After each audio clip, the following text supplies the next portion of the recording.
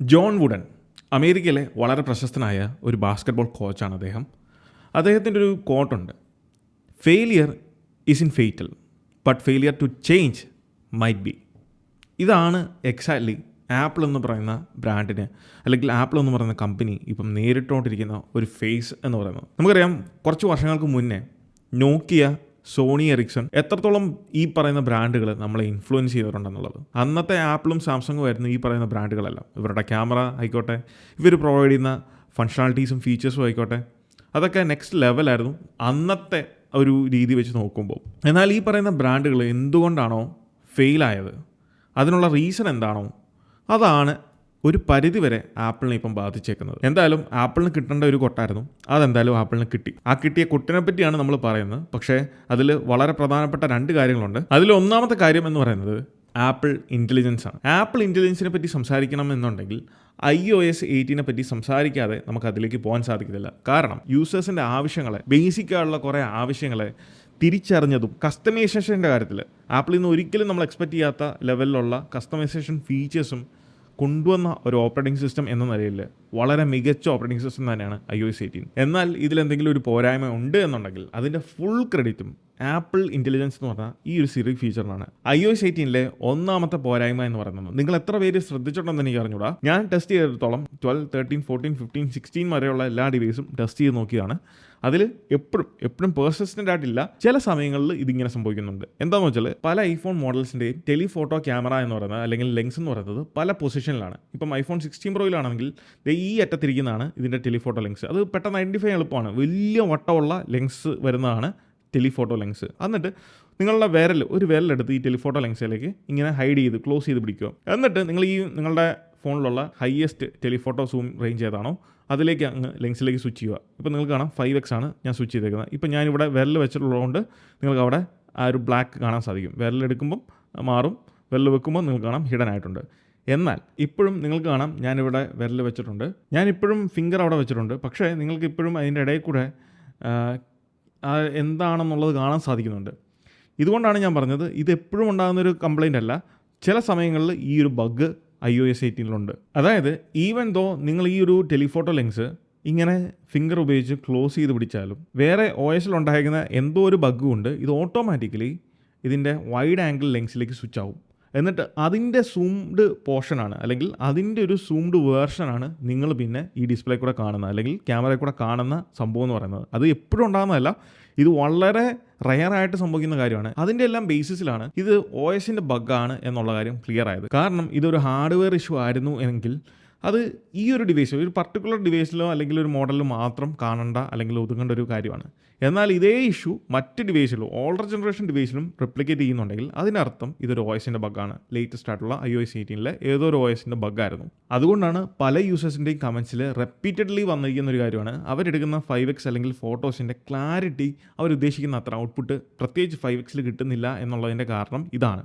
അതായത് 5x photo എടുക്കുന്ന സമയത്ത് ഓട്ടോമാറ്റിക്കലി ഈ ഒരു ബഗ് ഉള്ളതുകൊണ്ട് തന്നെ ഈവൻ ദോ നമ്മൾ 5x ക്ലിക്ക് ചെയ്താലും വരുന്ന ഫോട്ടോ 5x സെൻസറിൻ്റെ അല്ല, വൈറ്റ് സെൻസറിൻ്റെ ക്രോപ്ഡ് ഇമേജ് ആയിരിക്കും നിങ്ങൾക്ക് കിട്ടുന്നത്. ഇനി ഇതിനുള്ള സൊല്യൂഷൻ എന്താണെന്ന് വെച്ചാൽ ലേറ്റസ്റ്റ് ആയിട്ടുള്ള iOS അപ്ഡേറ്റ് നിങ്ങളുടെ ഫോണിൽ, ഡിവൈസിൽ ചെയ്യുക എന്നുള്ളതാണ്. കാരണം ഇപ്പം 18.4 എന്ന് പറയുന്നത് എനിക്ക് തോന്നുന്നു ഇങ്ങനെയുള്ള കാര്യങ്ങൾ കണ്ടുകൊണ്ട് തന്നെ ഫാർ ബെറ്ററാണ്. പ്രീവിയസ്ലി ഉണ്ടായിരുന്ന അപ്ഡേറ്റിനേക്കാൾ ഫാർ ബെറ്ററാണ്. ക്യാമറ ലെൻസ് ഓട്ടോമാറ്റിക്കലി സ്വിച്ച് ചെയ്യുന്ന ഇതേ ഇഷ്യൂ ആപ്പിൾ എനിക്കൊന്ന് ബെറ്റർ ആക്കുന്നുണ്ട് എന്നുള്ളതാണ് എനിക്ക് ഇതിൽ നിന്ന് കണ്ടിട്ട് തോന്നുന്നത്. 2 iOSൻ്റെയും ആപ്പിളിൻ്റെ സെർവർ സൈഡിലുള്ള iCloudൻ്റെയും ഇത് രണ്ടും കൂടെ ബന്ധപ്പെട്ട് ഒരുമിച്ച് റിലേറ്റ് ചെയ്തേക്കുന്ന ഒരു ഇഷ്യൂ ആണ്. അതും 2 ടൈപ്പ് ഓഫ് ഇഷ്യൂസ് ആണ്. ഒന്ന്, കോൺടാക്ട്സ്, നമ്മളുടെ ഫോണിലുള്ള നമ്മൾ സേവ് ചെയ്ത് വെച്ചേക്കുന്ന കോൺടാക്റ്റുകൾ നഷ്ടപ്പെടുന്നു. റീസെൻ്റ്ലി എൻ്റെ ഒരു ഫ്രണ്ടിൻ്റെ, അദ്ദേഹത്തിൻ്റെ ഫോണിൽ 15,000+ കോൺടാക്ട്സ് ഉണ്ട്. ഒരു അപ്ഡേറ്റ് ചെയ്തതിന് ശേഷം ഓട്ടോമാറ്റിക്കലി അതിൽ നിന്നൊരു 10,000 കോൺടാക്റ്റുകൾ മിസ്സിംഗ് ആയി. ചിന്തിക്കാൻ പോലും നമുക്ക് പറ്റത്തില്ല. കാരണം അത്രയും ആൾക്കാരുടെ കണക്ഷൻസ് ആണ് നമുക്ക് ഒരൊറ്റ ക്ലിക്കിൽ നഷ്ടപ്പെടുന്നത്. അപ്പോൾ ഇങ്ങനെയുള്ള പ്രതിസന്ധികൾ പല യൂസേഴ്സും ഫേസ് ചെയ്തിട്ടുണ്ട്. ഇതിലെ 2ാമത്തെ ടൈപ്പ് ഓഫ് ഇഷ്യൂ ആണ് വാട്സാപ്പിൻ്റെ ബാക്കപ്പ് പ്രോപ്പറായിട്ട് ബാക്കപ്പ് ആകാതെ ഇരിക്കുന്നു എന്നുള്ളത്. അതായത് നമ്മൾ വാട്സാപ്പ് ഓപ്പൺ ആക്കി അതിൻ്റെ സെറ്റിങ്സിൽ പോയിട്ട് അതിൽ ബാക്കപ്പ് ചാറ്റ് എന്ന് പറഞ്ഞ ഓപ്ഷൻ ഉണ്ട്. അതിൽ ഈ ചാറ്റ് ബാക്കപ്പിൻ്റെ ഓപ്ഷനിൽ പോയിട്ട് നിങ്ങൾ ബാക്കപ്പ് കൊടുത്താൽ പോലും ഇതിങ്ങനെ കറങ്ങിക്കൊണ്ട് നിൽക്കുന്നതല്ലാതെ വേറെ ഒന്നും നടക്കത്തില്ല. ഇത് വളരെ റെയറായിട്ട് സംഭവിക്കുന്ന, എന്നാൽ യൂസേഴ്സിനിടയിൽ പല യൂസേഴ്സിനും ഉണ്ടായേക്കുന്ന അനുഭവങ്ങളാണ്. സോ അതുകൊണ്ട് iOS മോശമാണെന്നോ iOS 18 തീരെ മോശപ്പെട്ട ഒരു അപ്ഡേറ്റ് ആണെന്നോ ഞാൻ പറയുന്നില്ല. കാരണം നമുക്ക് കസ്റ്റമൈസേഷൻ വൈസ് ആണെങ്കിലും പെർഫോമൻസ് വൈസ് ആണെങ്കിലും ബാറ്ററിയുടെ കാര്യത്തിലാണെങ്കിലും നല്ല രീതിയിലുള്ള improvements even on older generation ഐഫോണുകളിലും ഈ ഒരു iOS 18 ഇൻസ്റ്റാൾ ചെയ്തിട്ട് നല്ല രീതിയിൽ യൂസ് ചെയ്യുന്ന പല ആൾക്കാരും ഉണ്ട് നമ്മുടെ ഇടയിൽ തന്നെ. അതുകൊണ്ട് തന്നെ iOS 18 ഒരു മോശം OS ആയിട്ട് പറയാനും സാധിക്കത്തില്ല. സോ ഇതിനെല്ലാം സൊല്യൂഷൻ ഉണ്ടോ എന്ന് ചോദിച്ചാൽ ഡെഫിനറ്റ്ലി നമുക്ക് ഇതിനെല്ലാത്തിനും സൊല്യൂഷൻ ഉണ്ട്. അതാണ് നമ്മൾക്ക് പ്രീവിയസ് ആയിട്ട് ചെയ്ത് വെക്കാൻ പറ്റുന്ന ബാക്കപ്പുകൾ. ഇപ്പോൾ കോൺടാക്ട്സിൻ്റെ കാര്യത്തിലാണെങ്കിൽ ഞാൻ ചെയ്തേക്കുന്നത് ഈ ഒരു വീഡിയോയിൽ എങ്ങനെ നമുക്ക് കോൺടാക്ട്സ് ജിമെയിലിലേക്ക്, അതായത് നമുക്കൊരു സെക്കൻഡറി ബാക്കപ്പ് എന്ന രീതിയിൽ നമ്മുടെ കോൺടാക്റ്റുകളെല്ലാം തന്നെ നമുക്ക് ജിമെയിലിലേക്ക് ബാക്കപ്പ് ചെയ്ത് വെക്കാൻ പറ്റും. ഇനി അതല്ല എന്നുണ്ടെങ്കിൽ ഐക്ലൗഡ് സെറ്റിങ്സിൽ തന്നെ നമുക്ക് കോൺടാക്ട്സ് ബാക്കപ്പ് ചെയ്യാനുള്ള ഒരു ഓപ്ഷൻ ഉണ്ട്. സോ അത് ത്രൂ ബാക്കപ്പ് ചെയ്യുന്നത് നമുക്ക് iCloud.com എന്ന് പറഞ്ഞ സൈറ്റിൽ പോകുകയാണെങ്കിൽ നിങ്ങൾക്ക് അതിൻ്റെ സെറ്റിങ്സ് ഓപ്ഷനിൽ നിന്ന് ഈ പറഞ്ഞ കോൺടാക്ട് ബാക്കപ്പ് എല്ലാം നിങ്ങൾക്ക് റീസ്റ്റോർ ചെയ്യാൻ സാധിക്കുന്നതാണ്. ഈ പറഞ്ഞ iCloud സെറ്റിങ്സിൽ നിങ്ങൾ വാട്സാപ്പിൻ്റെ ബാക്കപ്പ് പ്രോപ്പറായിട്ട് നടക്കുന്നുണ്ട് എന്നുള്ളത് നിങ്ങൾ ഉറപ്പുവരുത്തുക. അപ്പോൾ ഈ പറഞ്ഞ കാര്യങ്ങൾ നിങ്ങൾ ചെയ്യുവാണെങ്കിൽ നമുക്ക് ഇതുപോലുള്ള അനുഭവങ്ങൾ ഉണ്ടാകാതിരിക്കാൻ നമുക്ക് ഒരു മുൻകരുതൽ എന്നുള്ള രീതിയിൽ എടുത്തു വെക്കാവുന്ന കുറച്ച് സ്റ്റെപ്പുകളാണ്. ഞാൻ വീണ്ടും പറയുവാണ്, ഈ പ്രോബ്ലംസ് iOS 18 ഇൻസ്റ്റാൾ ചെയ്തേക്കുന്ന എല്ലാ യൂസേഴ്സിനും ഉണ്ടാകണം എന്ന് യാതൊരു നിർബന്ധവും ഇല്ല. അതുകൊണ്ട് തന്നെ നമ്മളൊരു കാര്യം മനസ്സിലാക്കുക, ആൻഡ്രോയിഡ് ആണെങ്കിലും iOS ആണെങ്കിലും എല്ലാത്തിനും അതിൻ്റെതായിട്ടുള്ള പോസിറ്റീവ് സൈഡും ഉണ്ട്, അതിൻ്റെ നെഗറ്റീവ് സൈഡും ഉണ്ട്. അവിടെയാണ് ആപ്പിളിൻ്റെ രണ്ടാമത്തെ ഏറ്റവും വലിയൊരു പോരായ്മ എന്ന് പറയുന്നത് ആപ്പിൾ ഇൻ്റലിജൻസ് എന്ന് പറയുന്നത്. iOS 18 ആപ്പിൾ പ്രൊവൈഡ് ചെയ്യും എന്ന് പറഞ്ഞിരുന്ന പല AI ഫീച്ചേഴ്സും നമുക്കറിയാം 18.1 18.1 എന്ന് പറയുന്ന അപ്ഡേറ്റ് വന്നപ്പോൾ മാത്രമാണ് ആദ്യത്തെ apple intelligence feature apple introduce ചെയ്തത്. നോട്ടിഫിക്കേഷൻ സമ്മറീസ് ഇൻട്രൊഡ്യൂസ് ചെയ്യുന്നത്. പിന്നീട് വന്ന 18.2 മൂന്നാമത്തെ അപ്ഡേറ്റ്, അതിലാണ് ആപ്പിൾ ജെന്നിമോജി ഇമേജ് പ്ലേ ഗ്രൗണ്ട് എന്ന് പറയുന്ന ഫീച്ചേഴ്സ് 2 ആപ്പിൾ ഇൻട്രൊഡ്യൂസ് ചെയ്തത്. അതിൽ ഇമേജ് പ്ലേ ഗ്രൗണ്ട് എന്ന് പറയുന്ന ആ ഒരു ഫീച്ചർ 18.2 ഇൻട്രൊഡ്യൂസ് ചെയ്തെങ്കിലും അത് എല്ലാ യൂസേഴ്സിനും കിട്ടാൻ തന്നെ എനിക്ക് തോന്നുന്നു ഒരു 1.5 മാസം എടുത്തിട്ടുണ്ട്. പിന്നീട് വന്നിട്ടുള്ള 18.3 18.4 ഇപ്പം ലാസ്റ്റ് വന്ന 18.4 അപ്ഡേറ്റിലാണ് ആപ്പിൾ പ്രയോറിറ്റൈസ് നോട്ടിഫിക്കേഷൻ എന്ന് പറഞ്ഞ ഫീച്ചർ പോലും ഇൻട്രൊഡ്യൂസ് ചെയ്തിട്ടുള്ളത്. ഈ ഒരു 18.4 പ്രയോറിറ്റൈസ് നോട്ടിഫിക്കേഷൻ എന്ന് പറയുന്ന ആ ഒരു ഫീച്ചറോടെ ഈ വർഷത്തെ ആപ്പിൾ ഇൻ്റലിജൻസ് ഫീച്ചറിന് ഒരു സമാപ്തിയാണ് ആയേക്കുന്നത്. കാരണം ഇനി ആപ്പിൾ ഇൻ്റലിജൻസ് ഫീച്ചേഴ്സ് നിങ്ങൾക്ക് ലഭിക്കണമെന്നുണ്ടെങ്കിൽ 2026 എന്ന് പറയുന്ന വർഷത്തിലേ കിട്ടത്തുള്ളൂ. കാരണം ആപ്പിൾ ഇൻ്റലിജൻസ് കംപ്ലീറ്റ്ലി ഫെയിൽ ആയേക്കുവാണ്. iPhone 16 ആപ്പിൾ റിലീസ് ചെയ്തപ്പം അതിൻ്റെ പ്രൊമോഷൻ്റെ മെയിനായിട്ട് ആപ്പിൾ ഹൈലൈറ്റ് ചെയ്തൊരു കാര്യമാണ് ആപ്പിൾ ഇൻ്റലിജൻസ് എന്നുള്ളത്. ആപ്പിൾ അതിന് കുറേ ആഡുകൾ യൂട്യൂബിൽ കൊണ്ടുവന്നിട്ടുണ്ടായിരുന്നു. ബിൽ ബോർഡുകൾ നമ്മൾ ബാംഗ്ലൂരിലൊക്കെ പോകുമ്പോൾ നമുക്ക് കാണാം, അല്ലെങ്കിൽ ഈവൻ നമ്മുടെ നാട്ടിൽ തന്നെ കാണാം, പലയിടത്തും ബിൽ ബോർഡുകളിൽ ആപ്പിൾ ഇൻ്റലിജൻസ് എന്നുള്ളത് ഹൈലൈറ്റ് ചെയ്ത് കൊടുത്തേക്കുന്നത്. അതിനെ ബേസ് ചെയ്തുള്ള മാത്രം ബിൽ ബോർഡുകൾ വെളിയിലൊക്കെ ഉണ്ട്.